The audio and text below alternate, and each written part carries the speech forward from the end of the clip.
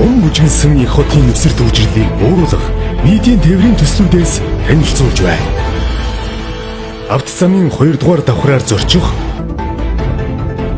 Зорчигчийн 5 дахыг дээд зэргээр хангасан нийслэл хот даяар 4 үндсэн чиглэл бүхий нийт 35 буудалтай 110 км замыг хамарна. Зөвхөн зориулалтын замаар явах учир хүлээглийн хугацаа хэлбэрлэлгүй 4 минут.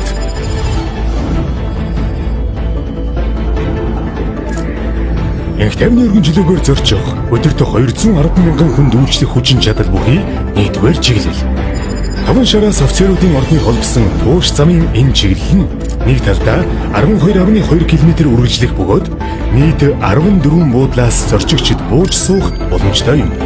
Эхлэлийн гол зангилаа 5 шарын буудлын цааш дамжих 14 чиглэлийн 138 автобустай холбогдох бөгөөд нэг өдөрт 35,500 зорчигчид үйлчлэх хүчин чадалтай.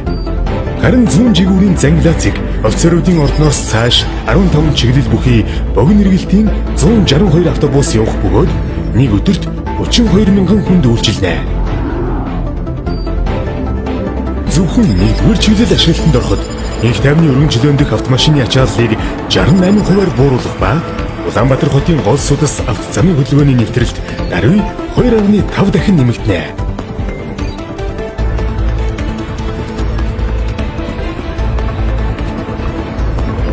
Өнөөдөр Улаанбаатар хотын нийтийн тээврээр өдөрт 650 мянган зорчигч үйлчлүүлдэг бөгөөд төлөвлөлт төвтэй хөгжил бодлогын хүрээнд хэрэгжүүлэх энэхүү шин технологийн төслүүд бүтээн байгуулагдсны дараа энэ тоо үлэмж хэмжээгээр нэмэгдэж нийслэлийн авто замын төвжирлийн асуудлыг үндсээр нь шийдвэрлэх боломжтой боллоо. Иймэрхүү дэлхийн стандартыг эх орондоо нэвтрүүлснээр агаарын бохирдлыг бууруулах, эко хөгжилд хөл нийлүүлэн алхах шинэ үе хаалгыг нээж байгаа юм. Энэ нь уур амьсгалын өөрчлөлтийг сааруулах Парисын хэлэлцээрээр дэлхийн нийтийн өмнө хүлээсэн Монгол улсын үүрэг хариуцлагад жинтэй хүн нэмэр оруулна. Нийслэл хотын хөгжилд та бид хамтдаа